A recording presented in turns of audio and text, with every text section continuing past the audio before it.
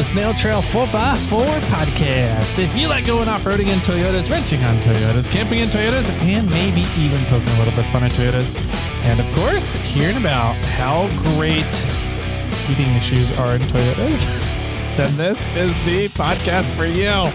That's right, ladies and gentlemen. My name is Overheating Tyler, and joining me on another episode of the Snail Trail podcast is Not Overheating Jimmy.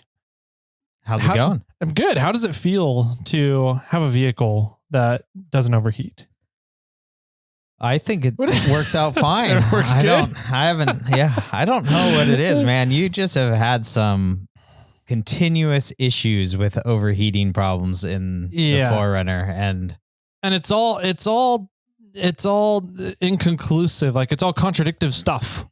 And so it's hard to freaking pinpoint it. But I had something new happen. Okay. Out on the trail when I was out on the Rubicon. Yeah. That we didn't talk about. I alluded to it last time. Okay. So we're going to touch on that today. We'll get to that today. All right. Yes. Great. But yeah, today is Thursday for everybody out there. Yes. Thursday. It's the first Thursday of June. No. What? No. It's not. What is it? It's the last Thursday of May. Really? Well, Marlin Crawler Celebration of Life is on June 1st. What the hell is my calendar saying then? Hold on. I have no idea what your calendar is saying. I literally just looked at my calendar before coming in here and it said the 1st was Wednesday. But yeah, Marlin's thing is on the 1st. So you're on the wrong month. That's your problem. What? No. Wednesday, June. I'm so confused. Hold on. Got it. I was looking at, okay. Yeah, I was on the wrong month. Yeah. Okay. May 1st was a Wednesday. Jesus Christ. Go. I'm so out of it right now.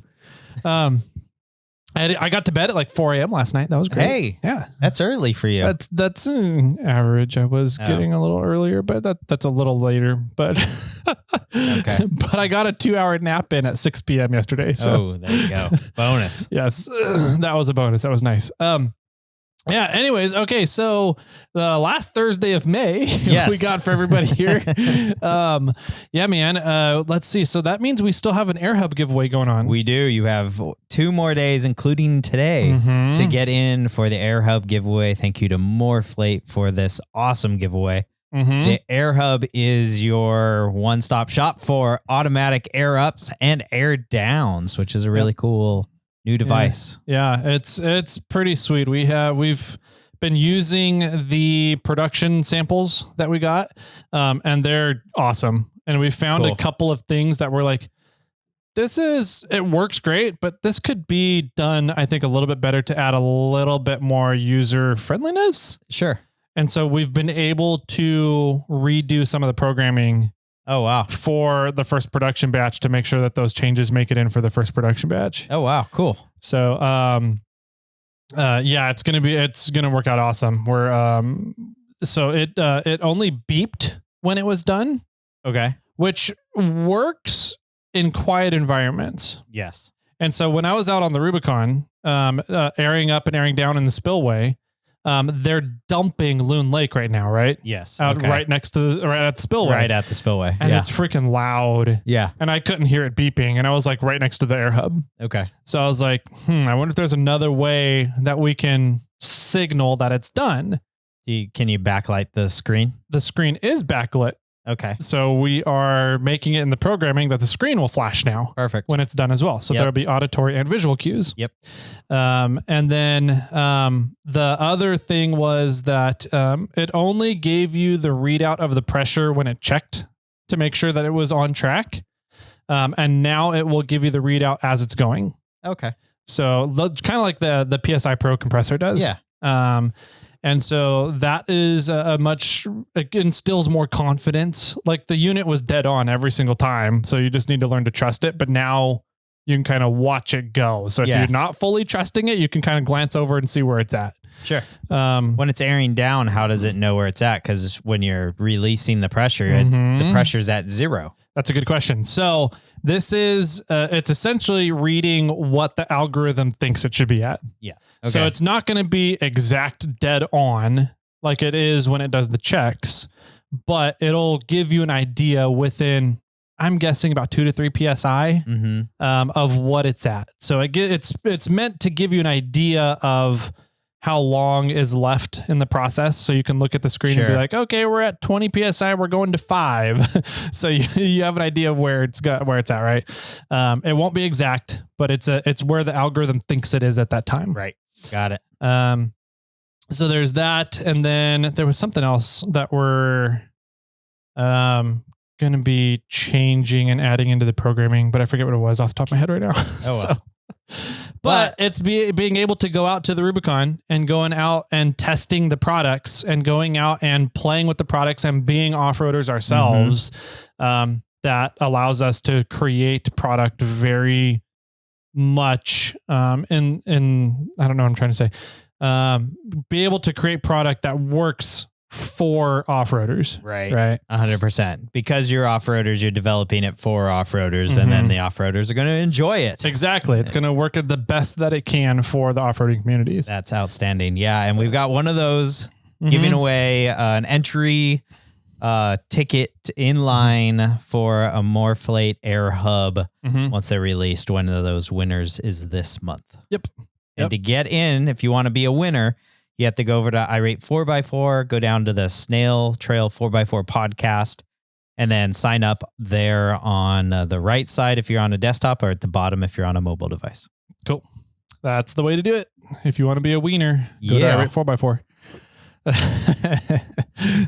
Sorry. Anyways, let's see what else. I'm not awake yet, and it's almost 11 a.m. So anyways, what else do we got? We got giveaways for reviews. We do. So we have an Onyx Elite membership coming up here very shortly at 700 reviews. We're at 650. Well, we still have 650. We were only a few away last time we checked, so we're probably we're right around there now. So you have an opportunity at 650. We're giving away a swag pack that includes an Onyx Elite membership. At 700, we're doing the same. And then at 750, we're giving away a set of tires from Yokohama Tires. Yep. Yeah, boy. So yeah, that's fun. In order to do that, all you got to do is leave a review. Super simple, super easy. You can leave multiple reviews if you can figure out how to get access to multiple iTunes accounts. And, increase your odds of winning. So like 1 in 750 is already pretty damn good odds for a set of tires. Right? And my dad just bought 5 of those. I don't know how many he got. I'll find out when I pick them up. And I mean, it's $3,000. So it's like it's nuts. Yeah. So, it's really cool for companies like Yokohama and Onyx to step up and do cool stuff like that for the listeners. So, if you guys are ever in the market for tires, or if you're in the market for mapping software, definitely check them out. Consider them, because they do some cool stuff for you guys. So, what else do we got? I think that's about it for updates. Okay. Do you want to jump into talking about Marlin Crawler stuff? I guess we can just kind of give the plan. The event is Saturday at the Clovis Rodeo Fairgrounds.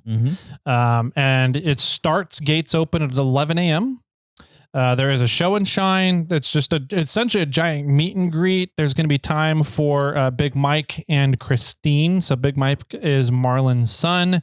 Christine is Marlin's wife. They're going to say some words. Yep. I think that starts at 1. At 1. So gates open at 11, and then you get to hang out, tailgate until roughly around 1. Yep. Is when the actually ceremony starts. Yeah. Cool. So we'll have all that going on. I'll be down there, and I will have the Forerunner down there. Okay. Jimmy, you're going to be there for the day? I am. I'm doing a day trip down there. The mini assistants theater did a shout out and asked for help for set design and setup. Yep. And they said, if you know your way around tools, that's a bonus. And so the assistant was like, hey, this might be right up your alley. Yeah. And I said, yeah, I can definitely help out, but I'm pretty sure it's like 8 a.m. on Sunday that I have to be there. So yeah, and then I asked, hey, do you want to drive down and just spend the night? And it was like, yay, like we could just hang out in Fresno, Clovis area. Yeah. And I was like, well, but we could just make a small little venture out of it. And she's like, I'd rather just have a lazy Friday night and then a early Saturday. So yeah, I don't know what we're going to drive down. We might drive, because we're only doing a day trip, we might drive the CRV down. Okay. Maybe I'll take Charlotte, but probably not going to drive Bobcat, just because we've got to drive 6 to 8 hours to get there and back in the same day. Yeah. It's not going to be worth it. Yeah, that'd be rough. All in the same day in Bobcat. So, you got me sidetracked because I used to, when I was in high school, I did theater. Okay, I I could was see a that. thespian, right? Yes. And I got tired of the on-stage stuff, and ended up getting into working on the backstage stuff. Sure. So set design, audio and visual engineering, essentially, for the plays and stuff going on. And that was so cool. In my opinion, because you have to find creative ways to create multiple sets using the same stuff. Right. But it's also like, it reminded me of like a magic show, right? Okay. How do you trick the audience into thinking that they're engulfed in this fake world using the same objects, but be in different worlds when you have the different setups. So, set design was always absolutely fascinating to me. Yeah. In theater. So I think you'll get a kick out of it. I think it'll be fun. On the flip side, I think that by me going and helping, it'll sort of give the mini assistant a leg up at the theater.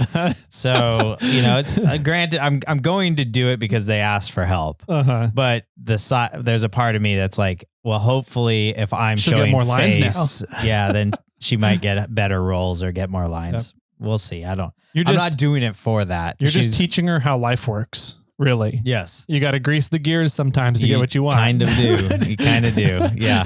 I mean, going wine tasting with the theater director wasn't that bad of a deal either. But going to help and doing some set design, it'll be fun. And I think hopefully it'll help a little bit. We'll see. But, nice. Yeah. So anyways, back to Marlin. Yes. Back to Marlin and the event. So we're going to be doing a day trip. The assistant will be joining me. And we are going to be cruising down Saturday morning and hanging out for a few hours. And, we'll probably get down around noon and walk around the parking lot for a while, then go there for the ceremony, which goes until like from 1 to 3, something like that. Yeah. And then the whole parking lot, then they start the show and shine and the truck show and everything. And that all goes on until about 5. Okay. And then that's when they tell everybody to leave. And then they say gates close at 6. Okay. Like everybody needs to be out or you're getting locked in, one or the other. Yeah. Yeah. I'm probably going to take the 4Runner on the trailer and the 315 camper to the fairgrounds. Okay. Set up in a tailgate area with the 350 and camper, and then put the 4Runner over in the show and shine. That way the secretary and the kiddo have a home base set up there rather than dropping everything at Matt's house. Yeah. And then have to move the baby seat over to the 4Runner and go down and everything. So 100%. But we'll be down there.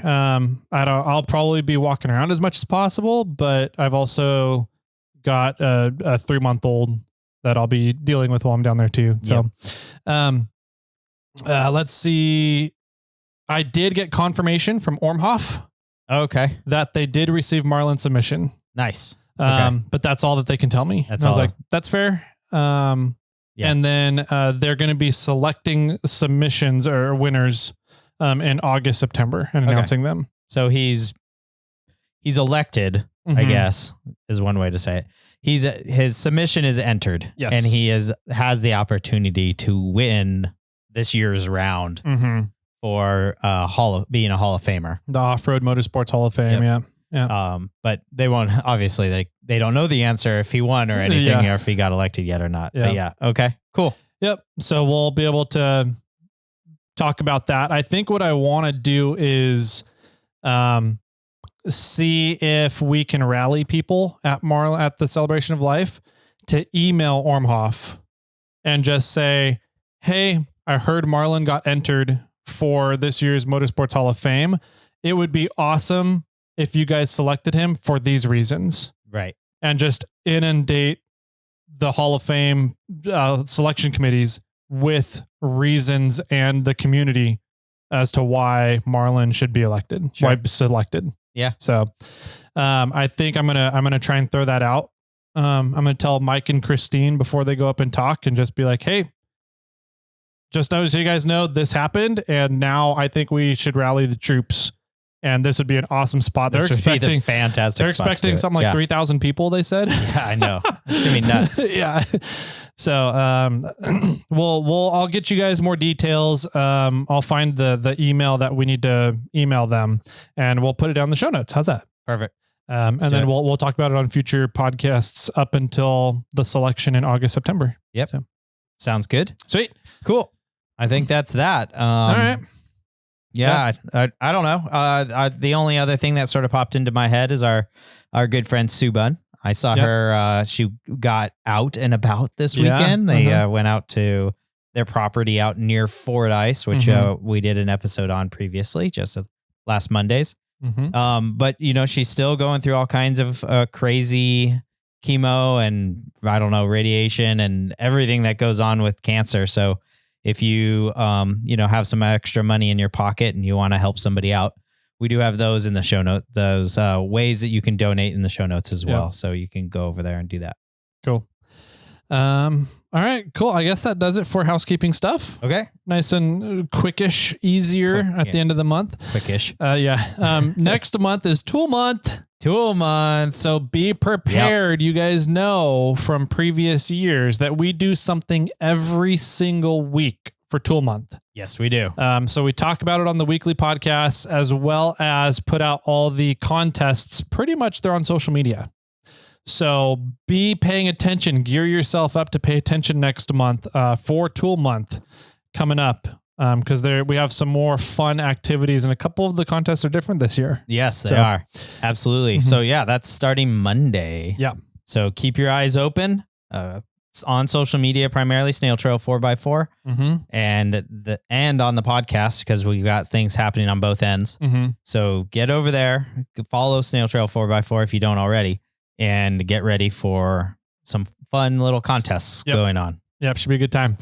I think that does it now. Okay, cool. Let's move on to what we've been up to. Sounds good. What have you been up to?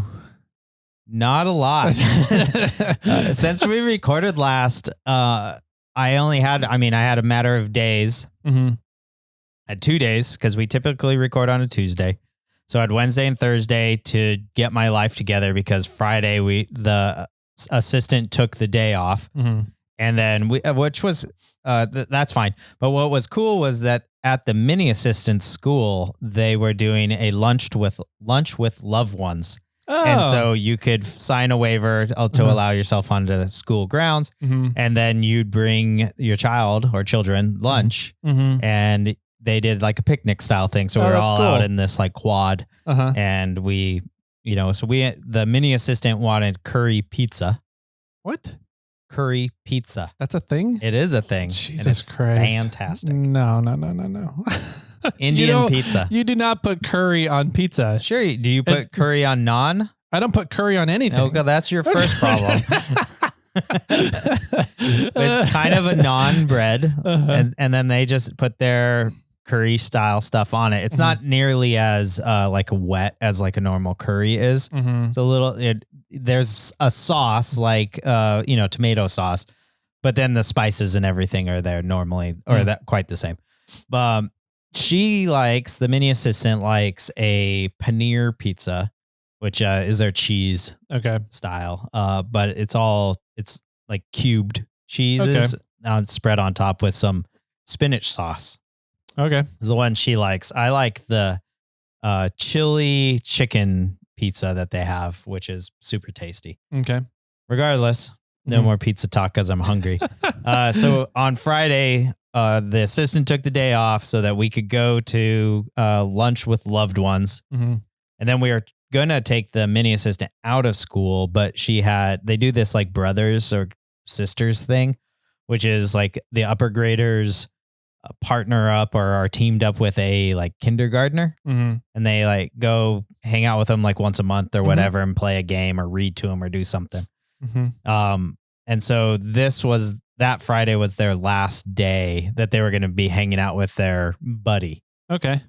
And so she's like, I don't want to get pulled out early because I want to hang out with my buddy. Yeah. We're like, okay, fine. So then the assistant and I went to buy the rest of the food for our trip. And then we went to a Mexican restaurant and got a margarita. And we ordered watermelon margaritas. They were making these watermelon margaritas, literally chopping the watermelons in front of us, blending everything, and then took it to like a mixer and poured all the booze and everything in. Okay. I swear the batch we got had no booze in it. I think they just literally blended it up and then poured it out into our cups. And I was like, wait, because even the assistant was like, because she said a few weeks ago she went and she was like, they were super tasty. And I got like a slight buzz off of it.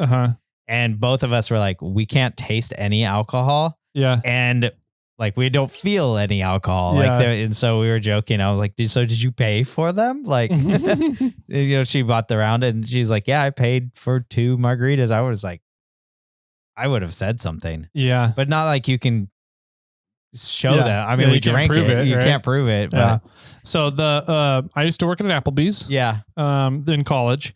And one of the tricks that they do, I don't know if all of them do this, but the one I worked at did. And I was like, I'd be kind of pissed. But they would put in, I think it was half of the alcohol that the recipe called for. Sure. And then put a splash down the straw.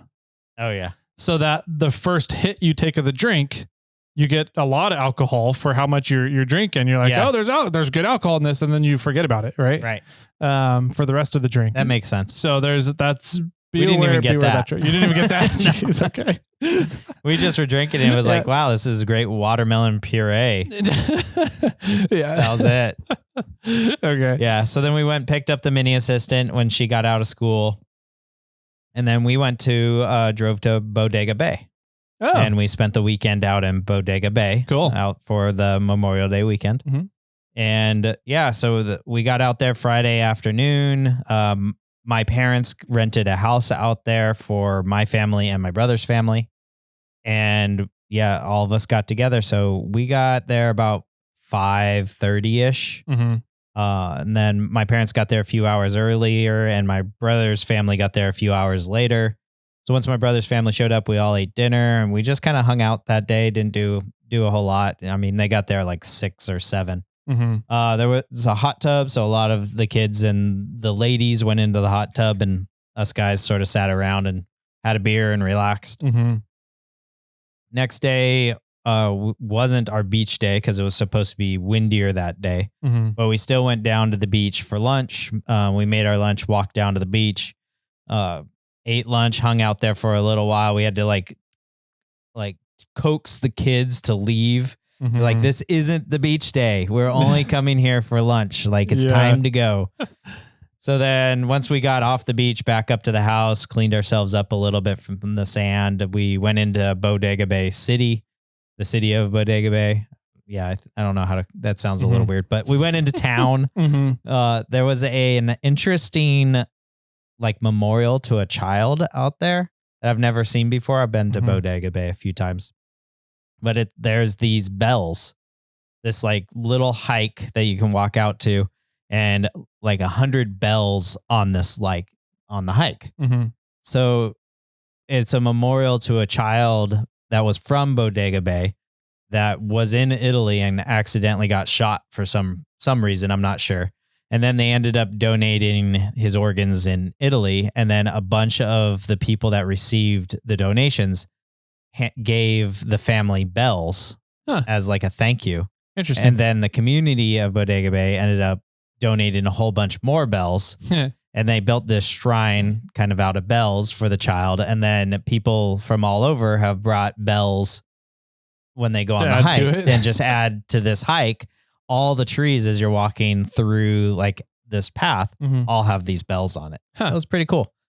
And my brother and my dad are they're kind of like weirdly audio like fans.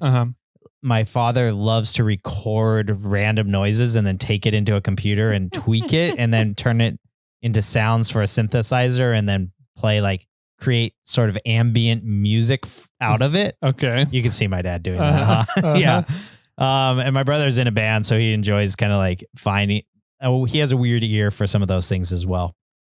I didn't get any of the music stuff. I don't know why.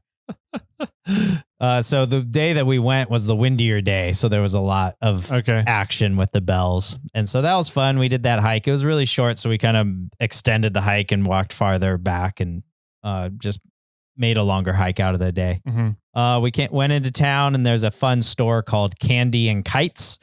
So we went there, which is an odd combo of things, but for some reason, that area is really well known for their saltwater taffy. Okay.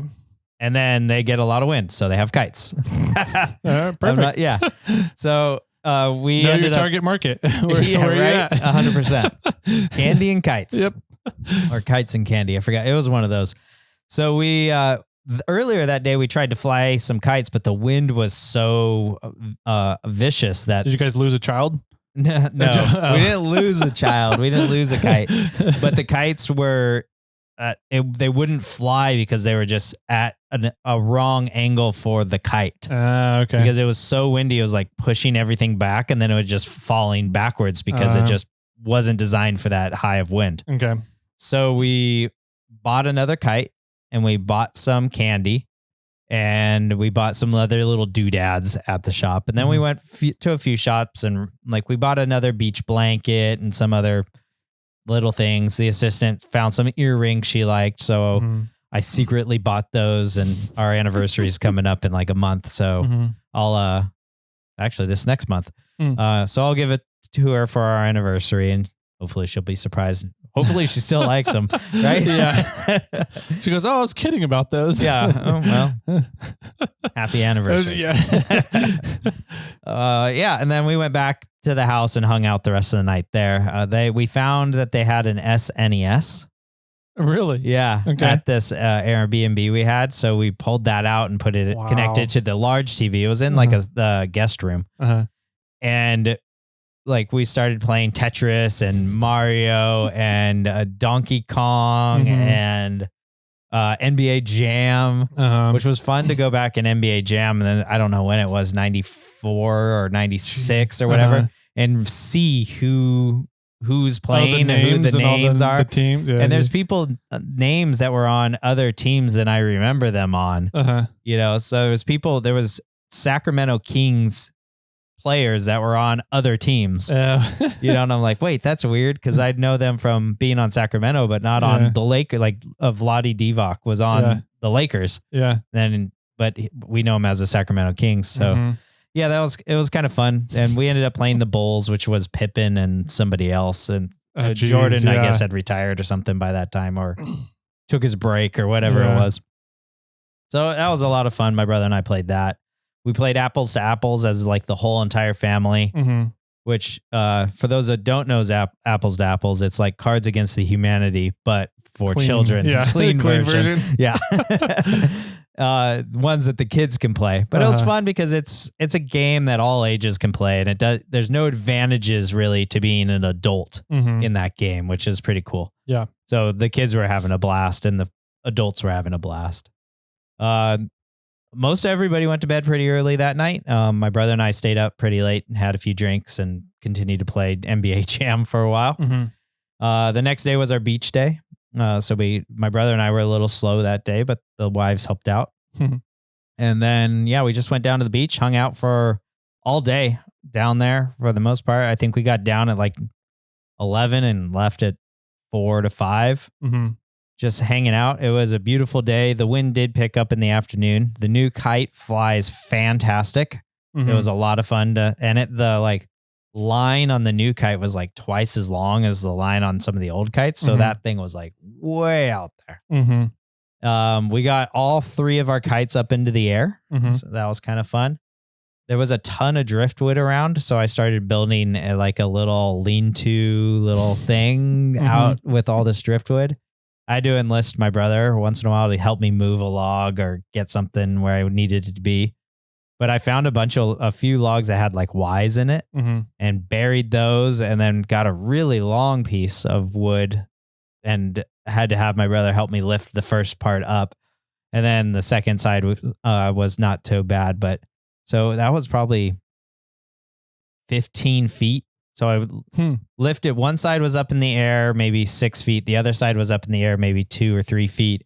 And then it had a 15-foot beam across the whole top.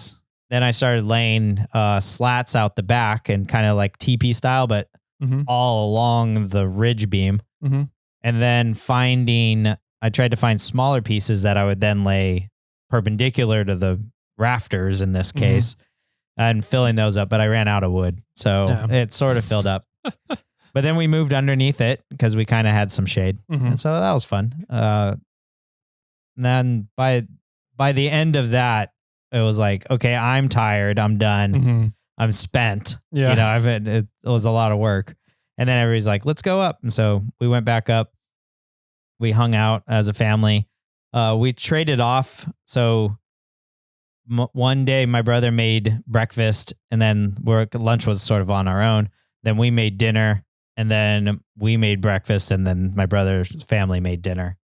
So that was pretty fun. We played apples to apples again the next night because it was a good family game, and everybody went to bed fairly well. All the parents and the kids went to bed.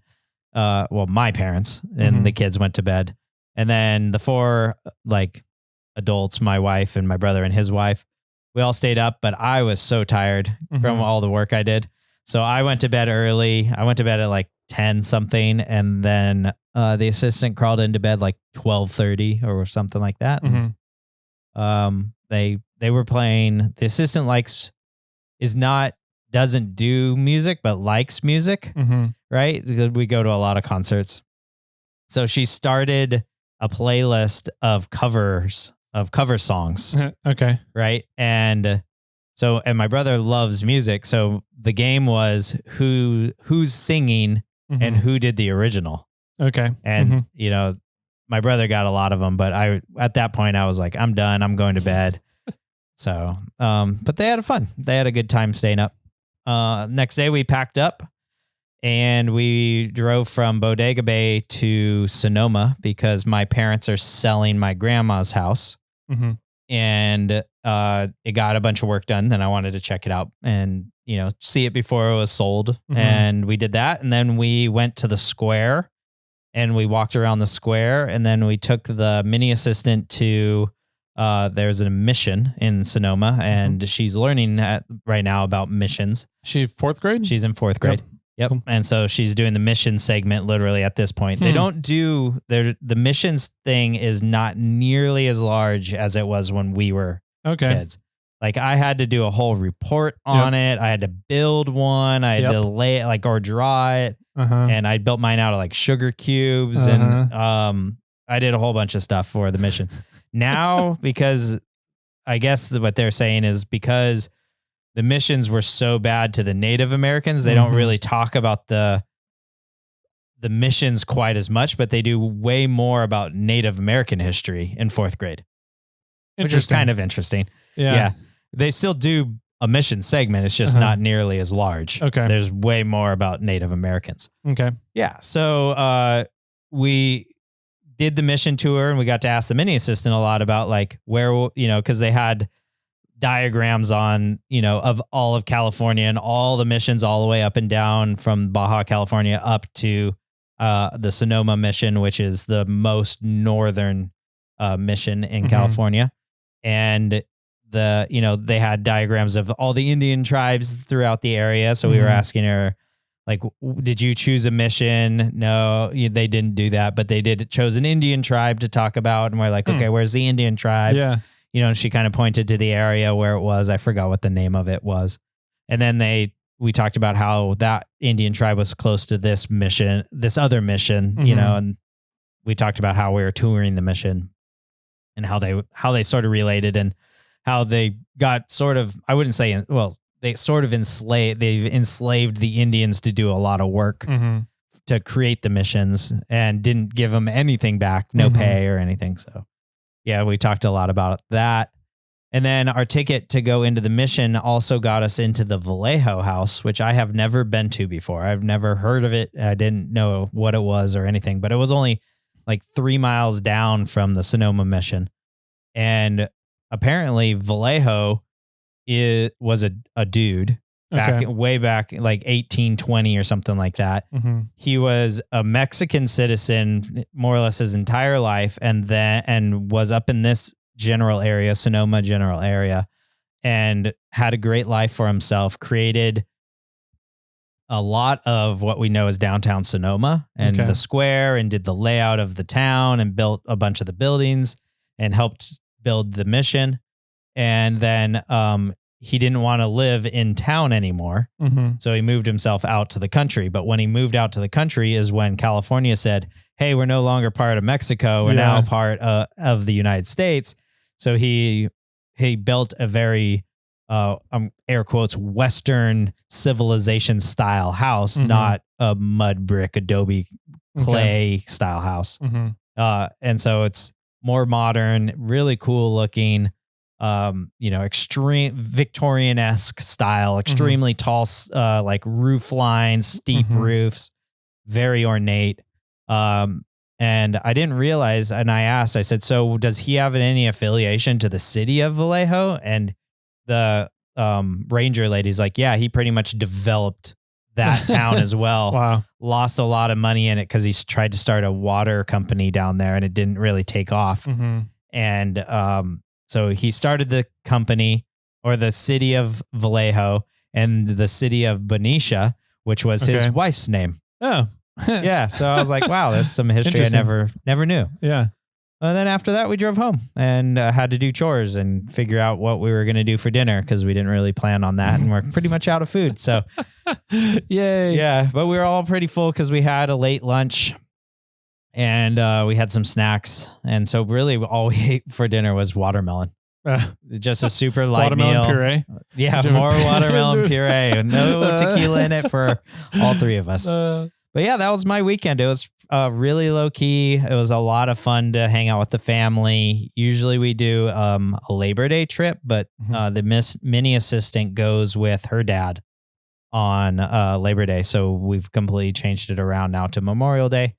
And now we have the mini assistant, and we got to do a family trip that way with my side of the family. And yeah, it's just fun. It's fun to get the family together. It's fun to do family activities, and yeah, we had a good time. Nice. Yeah. That's cool. My weekend was working on stuff. Good.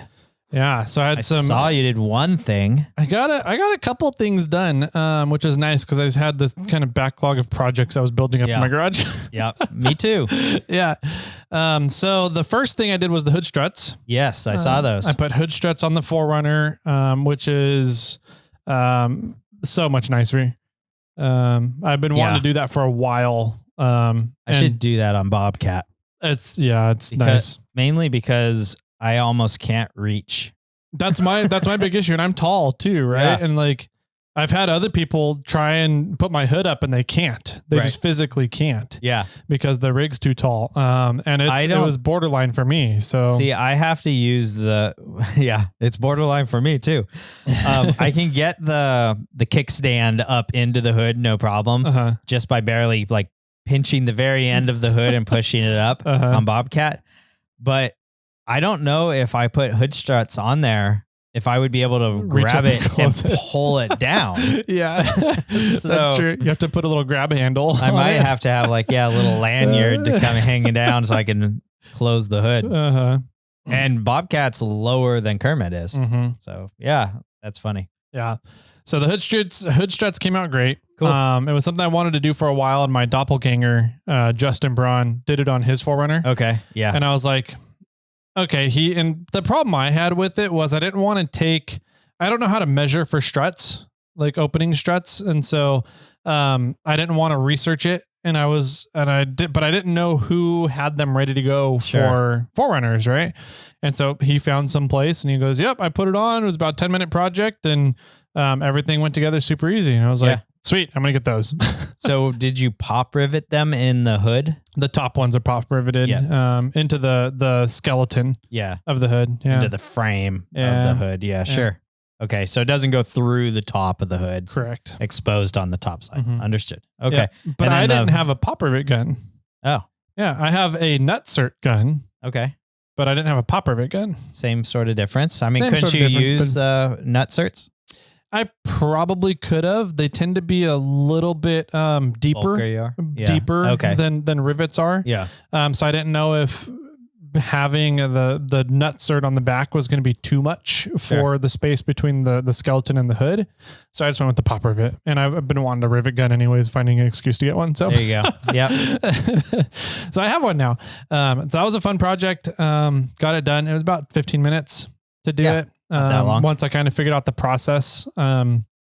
So that was nice. I talked about popping my tire on the Rubicon last time. So I pulled the plugs out of the tire and glue threaded it. Okay. And it's holding great. Did you pull them fully out or did you just cut the whole thing flush? Pulled them out. Okay. Yeah. So that was, in order to pull them out, I had to get needle nose pliers and grab them and then twist the pliers so that the plugs would wrap around the pliers as I'm pulling it out. Why didn't you just leave the plugs in there as extra filler? Because the glue for glue tread is formulated to adhere and cure with rubber. So sure. And since there was glue or the rubber cement or whatever it is on these plugs, it wouldn't hold as well. That would have been my guess. Okay. And I had used grease to get the reamer in the sidewall. So there was grease on the plugs as well. And so I took everything out and cleaned it all up. Okay. To make sure that the super glue from the glue tread worked. Okay.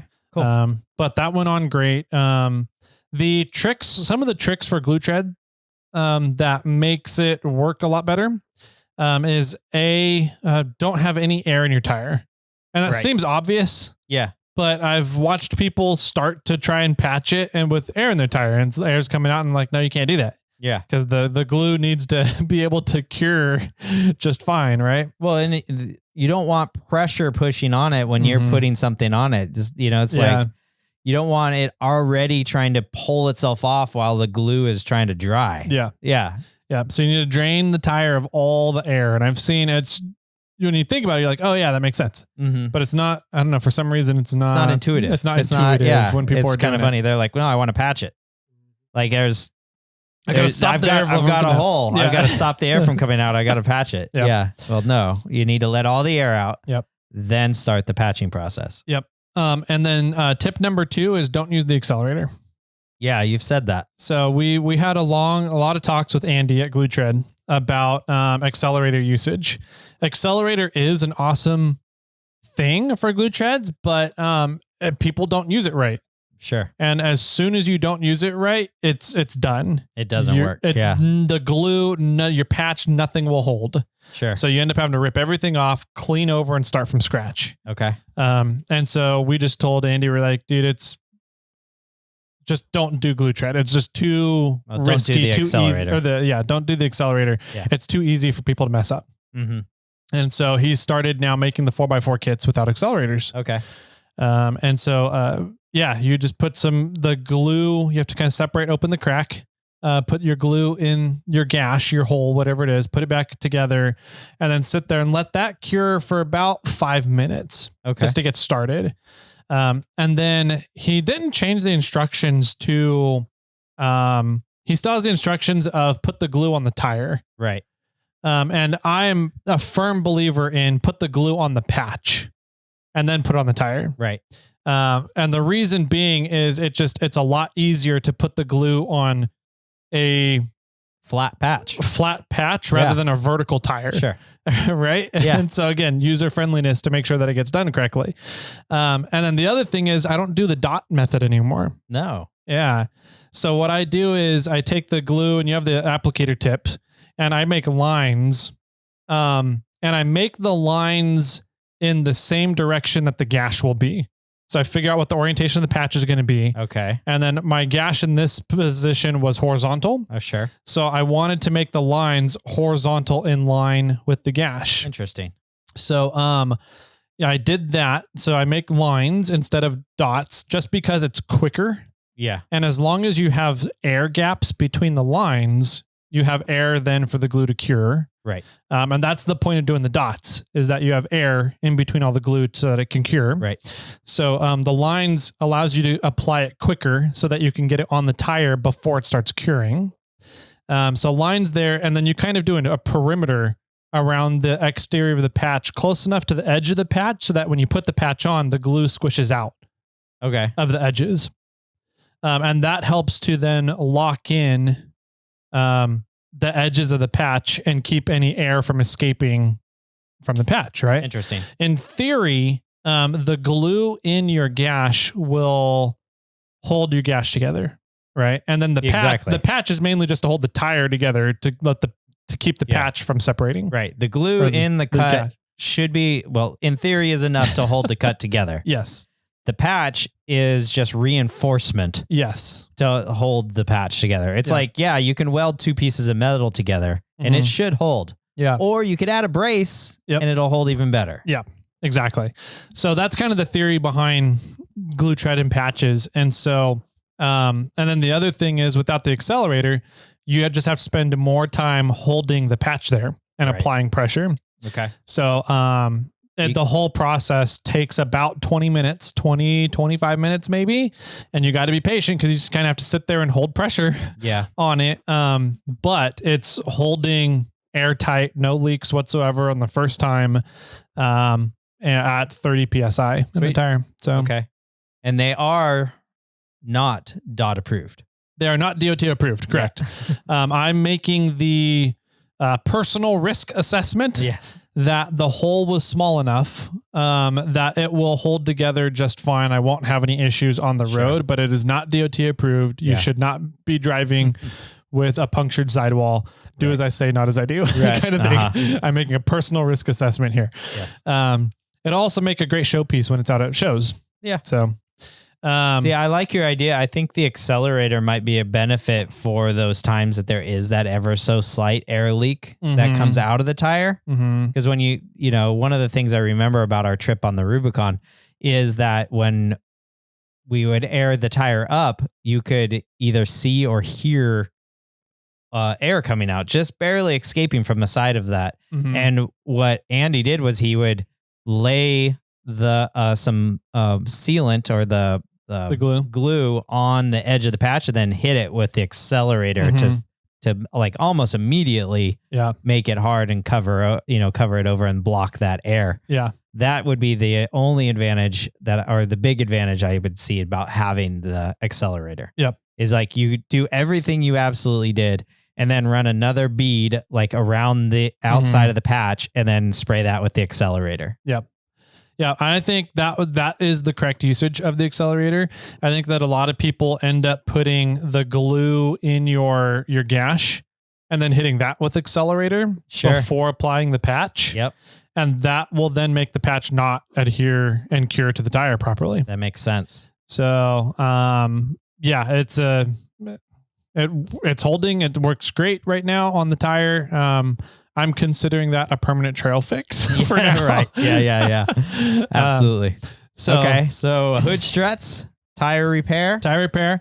Also, my transfer cases tend to leak. Yes. And so what's weird, though, is that they don't leak just sitting there. They only leak once the engine is hot. Okay.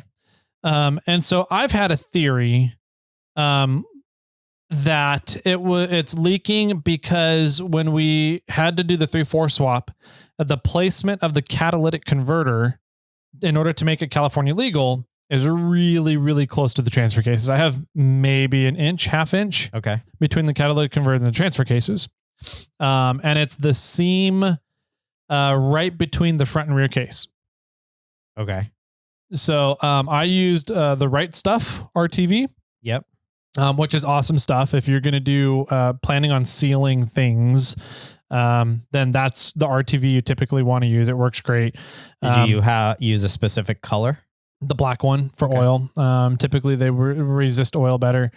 But I was very careful when I assembled my T cases to make sure that all the RTV was done properly and that it cured properly. Yes. And they still leak. Okay. So when it gets warm, and I think what's going on is either I screwed up, and I've tried to fix this leaking problem 3 or 4 times now. I've used paper gaskets twice, and that was bad. It didn't do anything. And then the RTV did better, but it was still leaking. And so the last time I took apart my transfer cases, I resealed them all again, and it's still leaking. So I'm like, either I just don't know how to seal transfer cases, which isn't totally entirely possible. Or I think that the catalytic converter is heating up the transfer cases and the RTV right there. And so when everything gets warm, oil just kind of seeps out and comes out. And then when it cools off, everything kind of recures and it doesn't leak. Interesting. But I don't know for sure. And I'm like, I don't know how to fix that problem other than getting rid of the catalytic converter, which doesn't work well for me because I'm not in a non-smog county. Right. And so I'm going to go under the assumption that I don't know what I'm doing. And I'm going to have Dave Pfeiffer reseal everything. Sure. Okay. I took him the Forerunner. Yep. And he looked over everything and he saw that a majority of the oil was all coming down from the top, from the shifters. Okay. I was actually going to think or say that. Yep. That was my guess. So I don't have splash guards, those splash guards in the shifters because I'm twin sticked. Okay. The splash guard only really works with a J shifter. And so with the twin stick in there, I'm not splash guarded. So I was absolutely leaking from there before. And then I RTV'd all that. And I thought that I'm like, if I'm still leaking from there, I don't know what else to do. Yeah. He said that it's entirely possible that it could be coming up through the ball in the shifter at the transmission, and then up the shifter itself and out the shifter boots. And I'm like, at the transmission? It's coming out of the transmission, the front case and the rear case. Like I've got at least 3 to 4 different spots they're leaking from. Dang. Okay. And so what he did was he pressure washed it all down. And then he goes, you don't have vent tubes on your transmission and T cases. And so he added vent tubes. He goes, I think that's your problem. I was like, okay, I hope it is. I don't think it is, but I hope it is. And so he added the vent tubes. I drove it around for a week there, a couple days, and it's still leaking. So I'm going to take it back to him now, and he's going to take them all apart and reseal everything. Got it. Okay. And I'm going to assume that I just don't know what I'm doing. And Dave typically knows what he's doing. Yeah, Dave's pretty good. Yeah. So we'll see if that hopefully ends up fixing it, and I don't have leaky transfer cases anymore. All right. Good luck with that. Yeah. So that was that. Let's see what else before we get into the overheating stuff. I built some flanges for a tower project, radio tower. Oh, I was like, tower? What tower? Like a shock tower? That's what I was thinking. I gotcha. Okay. No, radio tower. Radio tower flange project. So that is, I think, going to be done, and I've got to figure out when to put it up now. Where's it going? I don't even know where that's at. Okay. It's up in the hills. It's for the Lotus Coloma GMRS radio system for the Firewatch. Cool. The Firewatch system they have there. So we'll get to put all that up. It just took taking some 3/16 plate, cutting it into giant triangles, and then welding a 2-inch NPT coupler onto the plate so that we can thread in the antenna mast into it. Sweet. Yep. Sounds fun.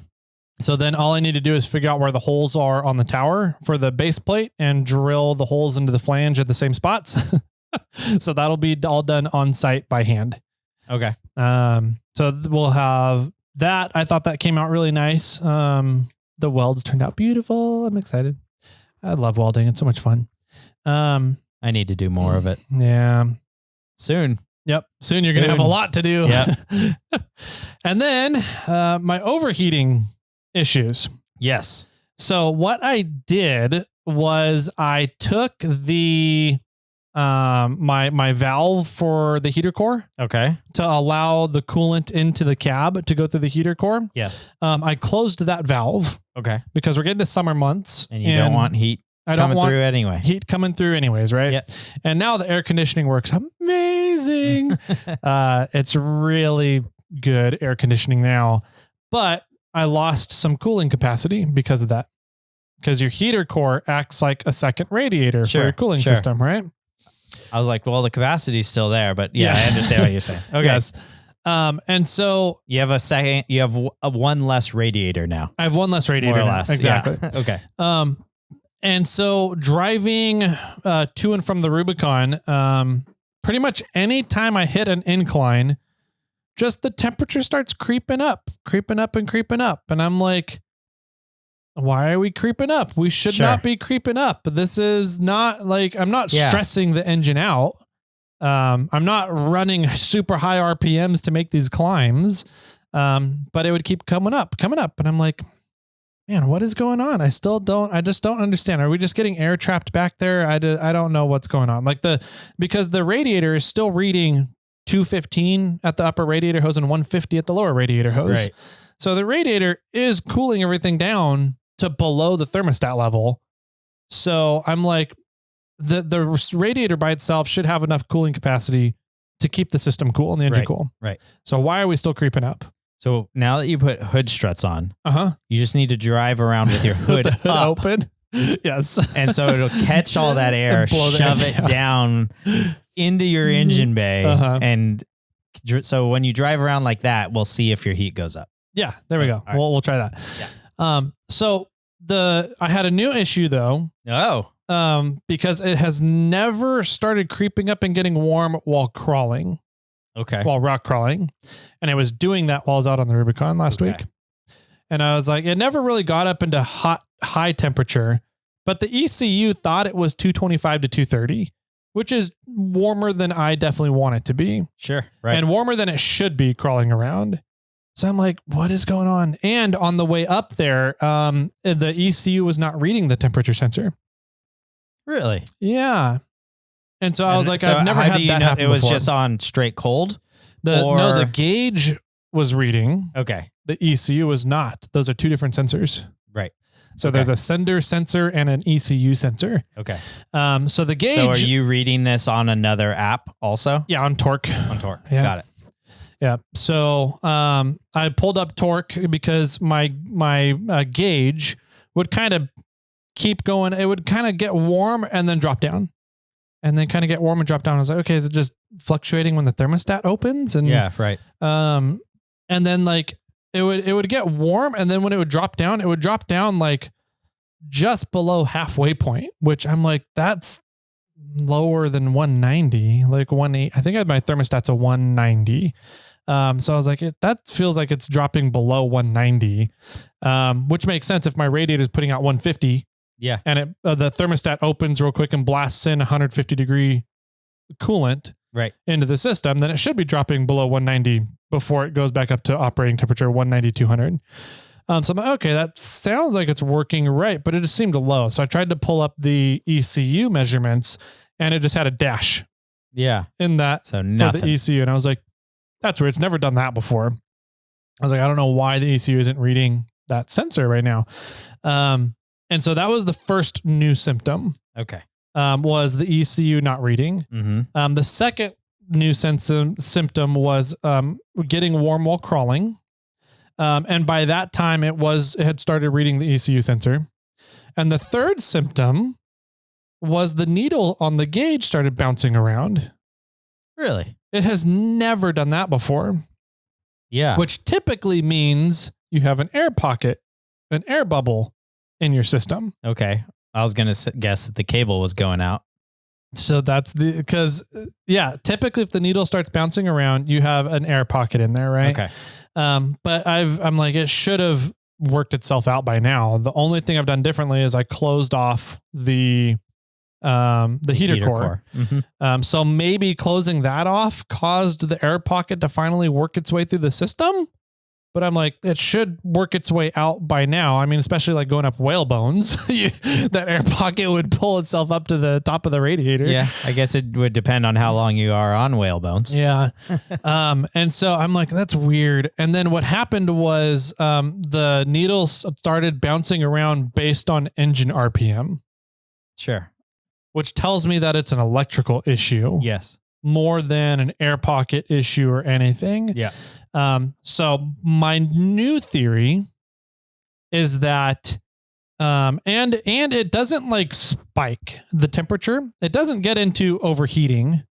It just kind of slowly kind of creeps up and creeps up and creeps up and then holds around 225, 230. Right. And so my new theory based on the needle kind of bouncing around due to engine RPMs now, and a little bit of, bouncing around on some rocks, coming off of a rock or a drop or something. And the needle would just kind of bounce a little bit, go down and come back. So my new theory is that those cables, the wires that go to the sensors are single wires, right? They're just measuring resistance. Yes. It's essentially a ground loop, right? It's checking a ground signal and resistance. So, but that single wire is made of 15, 20 strands of like 28 gauge wire, or whatever it is, super tiny wire, these little strands. So my guess is that wire is fraying. And instead of having the 15, 20 strands of wire there's only like 5 strands holding it. Into the sensor, the wire into the sensor. Yeah. And so with fewer wires there, it creates more resistance. And the way that those sensors work is as heat increases, resistance increases. But also as resistance increases in a wiring in a circuit, so does heat. So I think that by having fewer strands there, it's creating more heat in the wire because of the extra added resistance there, which the ECU is reading as more resistance, more heat, or more resistance equals more heat. Well, therefore, it's reading a higher temperature than what is actually the sensor is reading. 100%. You said it a little funky. Yeah, though, but it's hard to. So this the sensor is reading a temperature, but the wire is getting hot because there's a resistance on it. So it's sending a higher temperature because there's now the temperature sensor's temperature plus the wire's temperature. Exactly. That's going to the computer. So then the computer's reading it. It's reading a false number. Because it's now reading 2 different temperatures. I think so. I think that's what's happening right now. So the downside is that I believe both of those sensors, the ECU sensor I think both of them are on the back of the engine block. Lovely. Which I don't have access to because my engine is pushed into my firewall. Yeah. So I think in order to check those wires and get back there, I have to pull the fucking engine. You have to at least pull the engine forward. Yes. Yes. Which means disconnecting the transfer cases and everything. Yes and no. I mean, you might be able to pull the radiator and move everything away from the front of the vehicle and then disconnect it from the transmission and move it forward. That might be enough. Yeah. And if not, then you got to pull it. Yeah. Yes. So, that's so while you're back there, what else you got to do? Exactly. Right. I've already wrapped the crossover. Yeah. So if I did you and Ryan are pretty good at this by now. I know we've have that down. We did it all in that day and we were messing around trying to find a way to do it without pulling the engine. Once we pulled the engine, it went super quick. I pulled it. Once we moved the engine, detached the engine from the vehicle and moved it forwards. So yeah, that might be now on my to-do list here. I need to check those wires and those sensors. Yeah. Wow. So, well, I would just get all new sensors. Yeah, definitely. While we're back there, I'm going to put new sensors in, but I might end up having to redo the wiring harness for those sensors too. Yeah. And I wonder if you cut it and did soldered something in place, if that's how much resistance does that create? Not as much. It would definitely lessen the resistance. Cause you're adding more, you're adding more material that can transfer electrons, right? So there's more, the highway's bigger. Yeah. For the same flow of electrons. Got it. Yeah. Cool. Well, that's going to be fun. Yeah, I'm hoping that's really what the issue is, because everything up until this point, every time my engine has quote unquote overheated, I'd be able to check the radiator hoses. I'm like, yeah, it's a little warm, but it's not 240. Right. It's not 245. Yeah. It's like maybe 217, 218 at the most. Right. So I'm like, everything that it's been giving me has been contradictory from what I think is actually going on. But at the same time, you're like, how do you figure this out? Sure. Yeah, absolutely. I think that's, a lot of signs point to it's actually not your cooling system. There's something else happening. Yeah. Because you've done almost everything to that coolant system. There's nothing else I could do other than pulling the whole exhaust and giving it over to, God, I forgot the name of it now. Heat Shield, I think is the company. Heat Shield something. Kevin Jones posted about he got a custom exhaust done for the race car. Yeah. And it literally drops the ambient temperature over 100 degrees from the exhaust manifold to the exhaust. Wow. Yeah.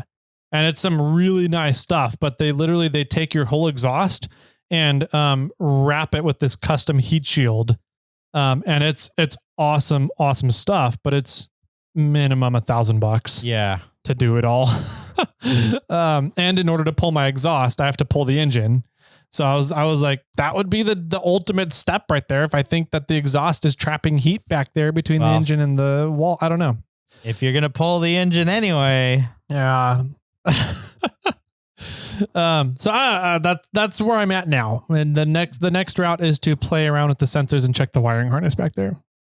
Cool. Well, that'll be a fun update on a future episode. Yeah. And I'm sorry you have to go through all that. It's just frustrating. Yeah.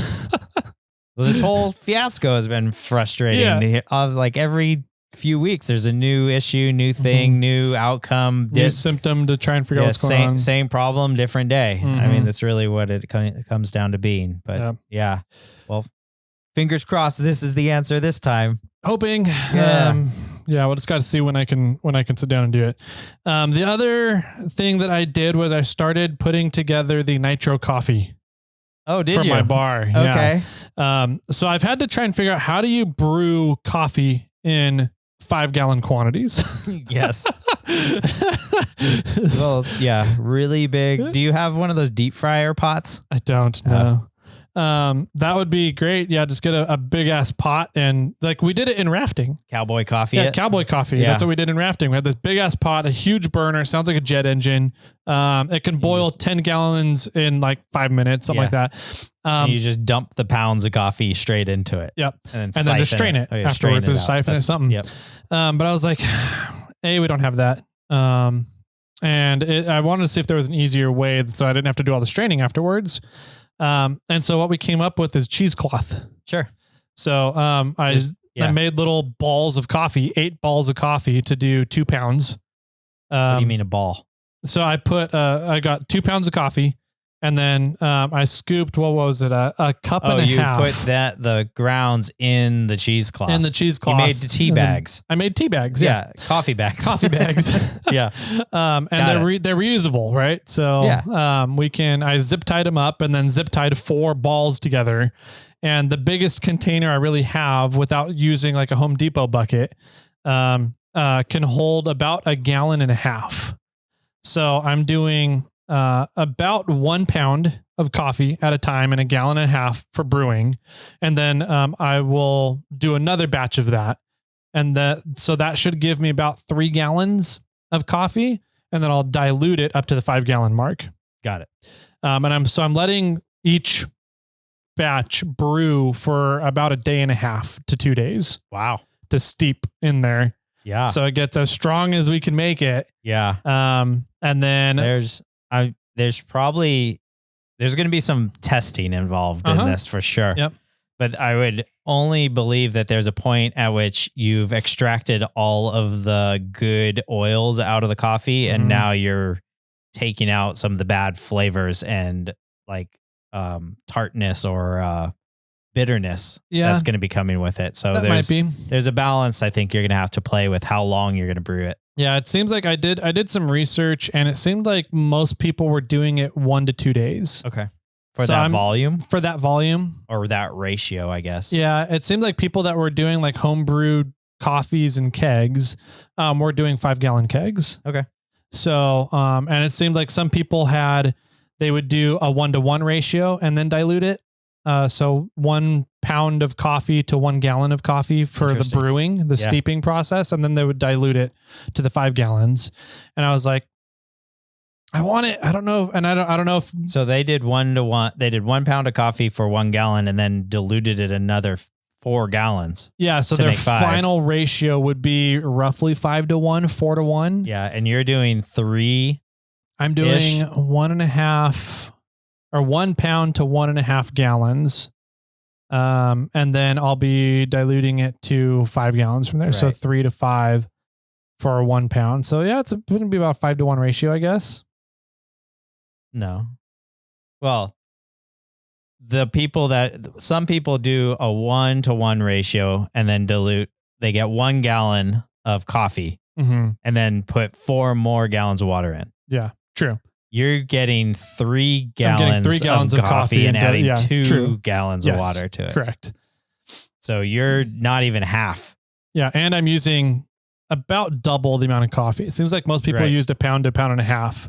And I'm using 2 pounds. Yours is going to be strong as shit. It's going to be awesome. I'm excited. Yeah. Well, yeah. I want to come over there and pull the handle and have coffee come out. Dude, nitro coffee come out. It's going to be awesome. So I'm excited for that. And then apparently I was confused about nitrogen. If nitrogen is a rated substance, a controlled substance. Yeah, I don't think it is. And pure nitrogen is not. By any means. Nitrous oxide is though. Oh yeah. So, that stuff is for sure. Yeah. NO2 is definitely controlled. Yeah. That's laughing gas. Right. So that's what I had in my mind. I was like, for some reason I was thinking nitrogen, nitrous. I'm like, can I get nitrous? And they're like, you don't want nitrous for this. This is not what you're doing. You want pure nitrogen. Yeah. Yeah. And I was like, oh, that makes sense. Chemistry was never my strong point. Physics, I was awesome at. Chemistry always got a little confusing. Remind me the next day or so to check my shop. I might have a 5-gallon container of nitrogen. Really? Yeah. Wow. That I got when a friend of mine was moving out of the state, and he's like, I have this weird welding stuff. You want it? And I was like, sure. And I thought it was like a CO2 bottle or something, but I think it's nitrogen. I think it's actually pure nitrogen. See, I would need it to be a small bottle. Yeah. Because I just need to fit under the bar between the kegerators. Okay. Oh, that's what it doesn't have to be in the kegerator. No. Be out. You have to plumb the line in. Got it. Okay. So both of the bottles, I have 2 bottles for air, and they're both CO2. So I talked with a place, and they said that they would give me an exchange rate to turn in one of the CO2 bottles and get a nitrogen bottle. Sure. Because they're a high pressure bottle. CO2 is low pressure, apparently, and nitrogen is a high pressure bottle. So they're more expensive to have a high pressure bottle, but they said they would give me a trade-in credit. Cool. For the low pressure bottle towards the high pressure one. Yeah, makes sense. So I think all I need to do, I'm finishing the first batch of coffee, the first 3 gallons of coffee. The first 1.5 gallons of coffee, because I'm doing 3 total. That should be done this afternoon. I'll flip it over, make the next 1.5 gallons. And then my goal is to stop and get some nitrogen on the way home. Nice. Today. So hopefully by the next time we record, I'll have it all up and running and be able to tell you what nitro coffee from the tap in my living room is. How it came out. Yeah. Nice. Well, I'm excited to hear that. That'll be a lot of fun. Yeah. I do have a small little update / correction to make now that we're talking about some of that stuff as well. I think on the last episode, or maybe 2 episodes ago, maybe it was last Thursday, I don't remember. I said that, no, I think it was Monday's episode.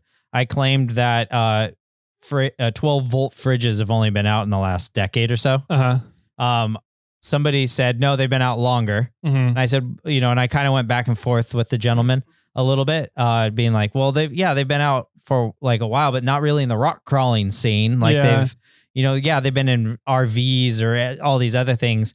And so I looked it up. ARB's fridge came out 16 years ago. Wow. Yeah. So, wow. yeah. I know that they've been popular in Australia for a long time. Right. Because they build their vehicles to go out for a month at a time. Mm-hmm. I didn't realize 16 years though. Yeah. So the ARB fridge, the original Mm-hmm. ARB fridge came out 16 years ago. And ARB was in the United States 16 years ago. So I'm assuming that if it was released originally in Australia, that it quickly came over to the States. Yeah. Just as another product or another SKU for the United States. Yeah. I mean, I don't have any of the history on that, but it's my assumption that once it was released, it was here as well. I wonder, because it always takes a little bit of time for new products to be adopted. Yeah. By a market and industry. And so I'm curious how long it was before fridges really became popular in the rock crawling world in the United States. Yeah.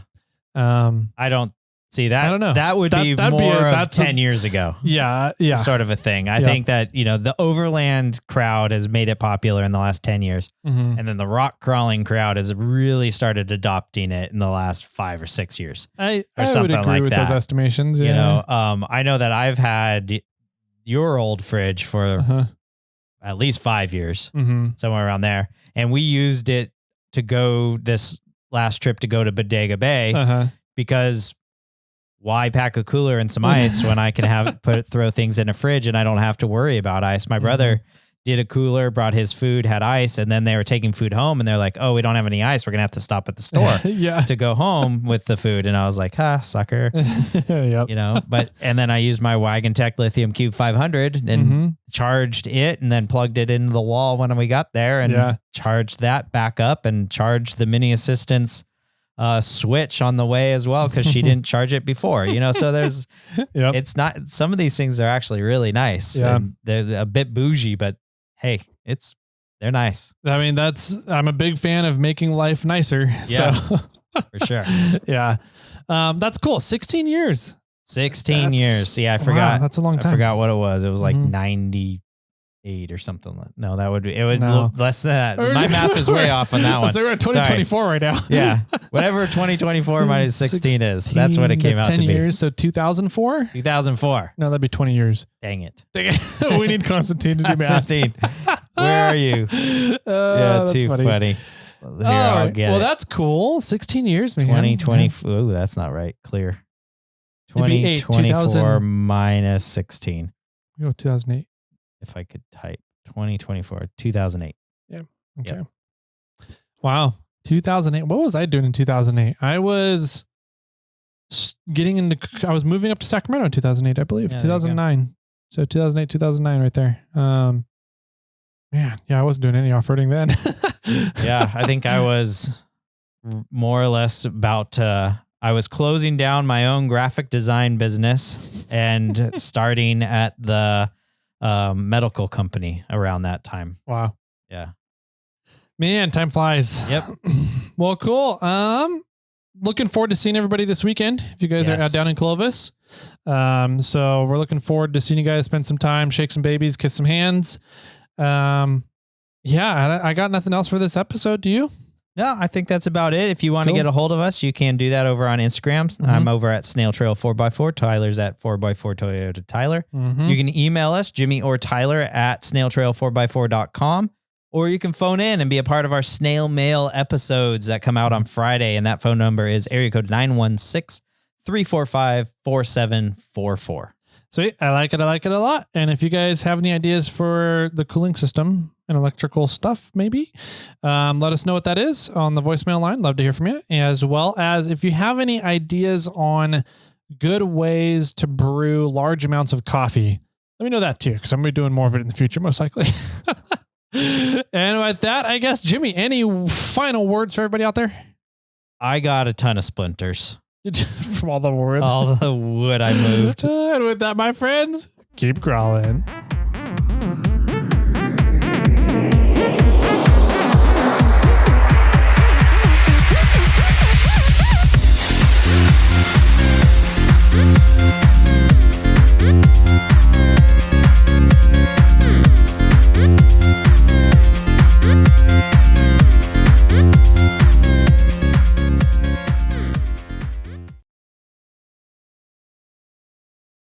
I got one for you. Okay. Sort of a one-liner. So Oh. be ready for that one. So I don't get to guess? No, there's no guess on this one. Oh. All right. I was raised as an only child. That's a good. That's. Oh. Which Sorry. really annoyed my brother. Okay. Yeah. That's good. Yeah. Thanks.